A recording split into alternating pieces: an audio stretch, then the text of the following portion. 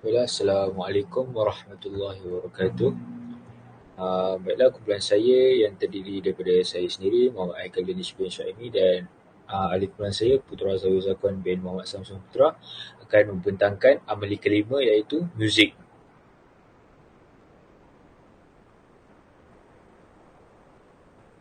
Baiklah, apakah maksud muzik?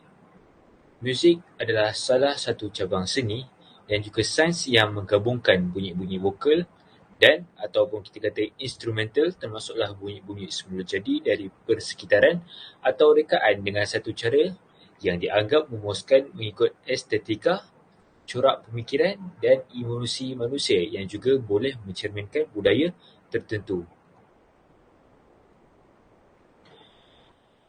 Baiklah, matlamat muzik adalah bertujuan untuk memperkembangkan potensi dan kualiti diri individu dari segi nilai estetika muzik dan etika melalui pelbagai pengalaman muzik ke arah untuk meningkatkan kesejahteraan hidup dalam konteks budaya dan aspirasi negara. Baiklah, objektif muzik di sini terdapat banyak objektif muzik. Antaranya adalah yang pertama adalah dapat menikmati pelbagai pengalaman muzik. Seterusnya, objektif muzik adalah untuk memperkembangkan nilai estetika, kreativiti dan ekspresi diri. Seterusnya, objektif muzik adalah untuk membuatkan kita merasai dan mengenal apa itu konsep muzik. Seterusnya, dia adalah bertujuan untuk meningkatkan kemahiran mendengar muzik seseorang itu dengan lebih aktif. Di samping itu, objektif muzik adalah untuk mengenal dan memahami sistem notasi muzik yang asas.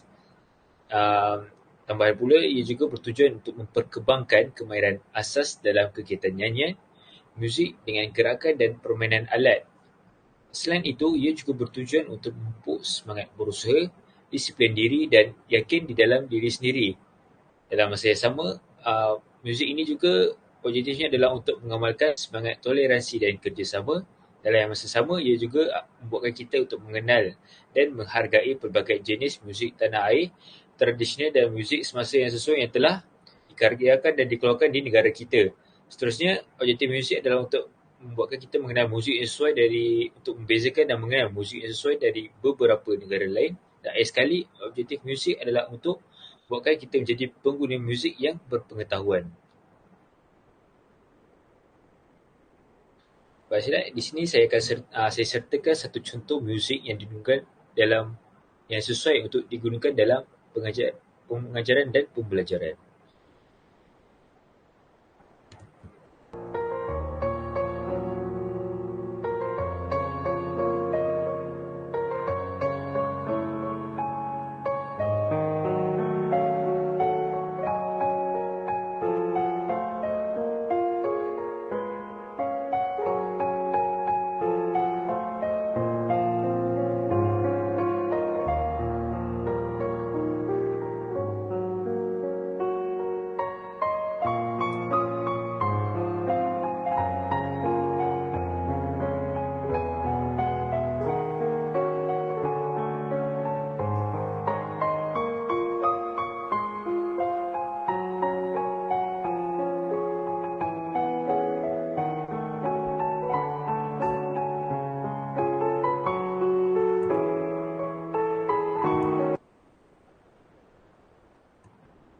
Baiklah, sekian saja pembentangan dari saya.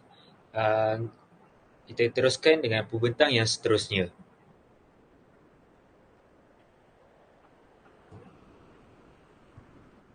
Baik, bismillahirrahmanirrahim. Assalamualaikum warahmatullahi wabarakatuh. Saya Putra Zahir Zakwan akan meneruskan kepada kemahiran muzik. Yang pertama sekali ialah kemahiran nyanyian. Dalam kemahiran nyanyian, individu perlu mengawal pernafasan, pengeluaran perkataan dan sebutan. Seterusnya, pengawalan pada nada dan suara. Dalam hal ini, individu perlu mengenal pasti jenis pitch ataupun tone yang digunakan sama ada tinggi atau rendah. Kemudian mengikut irama nyanyian serta lirik lagu yang telah ditetapkan. Sebagai contoh, lagu Ibu Kaulah Ratu Hatiku. Ibu ibu, engkaulah ratu hatiku. Baik, dari situ terdapat penggunaan pitch dan tone yang sesuai, iaitu menggunakan nada yang rendah, kemudian mengikut irama yang perlahan, agak perlahan, dan liriknya agak simple ataupun tidak terlalu sukar untuk difahami. Dan seterusnya kepada kemahiran yang kedua, iaitu kemahiran gerakan. Dalam kemahiran gerakan ni, individu perlu mengekspresikan emosi ataupun tingkah laku mereka daripada segi luaran. Sebagai contoh, riak muka ataupun pergerakan seperti contohnya hentakan kaki dan tepukan tangan. Selain itu, terdapat juga contoh daripada segi lenggokkan kepala, iaitu mengangguk ataupun menggeleng ke kanan, ke kiri dan sebagainya. Baik, dalam hal ini pelajar boleh mengekspresikan gerakan mereka dari segi hentakan kaki, kemudian dari tepukan tangan. Sebagai contoh, ketika menyanyikan lagu Burung Kakak Tua, pelajar dapat menepuk tangan mengikut rentak dan lirik lagunya tersebut. Contohnya, burung kakak tua tinggal di jendela. Okey, daripada situ terdapat tingkah laku ataupun kemahiran dari segi gerakan yang digunakan dalam seni muzik tersebut. Dan kemahiran yang ketiga ialah kemahiran menggunakan alat muzik atau memainkan alat muzik. Okay. Dalam memainkan alat muzik, individu perlu menggunakan tone ataupun kemahiran mereka dalam memainkan alat muzik bagi menghasilkan bunyi ataupun irama yang sesuai dengan bunyi yang mereka hendak mempamerkan kepada orang lain. Okay, sebagai contoh, di sini terdapat salah satu alat muzik yang menghasilkan bunyi-bunyi yang berbeza.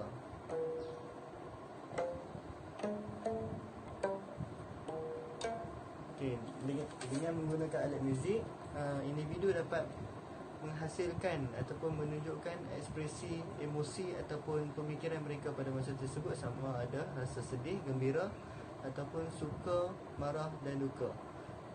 Dengan bantuan alat muzik juga, seni muzik akan menjadi lebih ceria dan menarik untuk diperlihatkan atau dipertontonkan kepada orang ramai. Baiklah, seterusnya kepada bahagian faedah seni muzik dalam bimbingan dan kaunseling. Yang pertama sekali iaitu seni muzik dalam bimbingan dan kaunseling ini dapat mewujudkan suasana yang selesa dan ceria kepada kaunselor dan klien. Hal ini dapat memberikan klien lebih keyakinan untuk mendekati kaunselor dalam sesi bimbingan dan kaunseling. Yang kedua ialah dapat membantu untuk menarik minat klien untuk terlibat secara aktif dalam sesi bimbingan dan kaunseling. Hal ini demikian kerana suasana yang ceria dan dengan penghasilan muzik yang menenangkan dapat memberikan keyakinan kepada diri klien untuk melakukan sesi bersama kaunselor, walaupun sebelum ni dia tidak pernah bertemu atau mengenali kaunselor tersebut. Dan yang ketiga ialah seni muzik ini merupakan salah satu seni terapi yang dapat membantu kaunselor dan klien, iaitu dapat membantu klien untuk menerangkan emosi dan pemikiran klien pada masa tersebut. Sebagai contoh, ketika klien menyanyikan lagu ataupun memainkan muzik yang beremosi, maka kaunselor dapat melihat emosi klien tersebut pada masa itu dan menjelaskan apa yang berlaku pada diri klien. Kemudian kepada bahagian refleksi bagi seni muzik ini, kita sebagai kaunselor semestinya mengetahui bahawa kadang-kadang terdapat klien yang kurang selesa untuk mendekati kaunselor untuk melakukan sesi bimbingan dan kaunseling.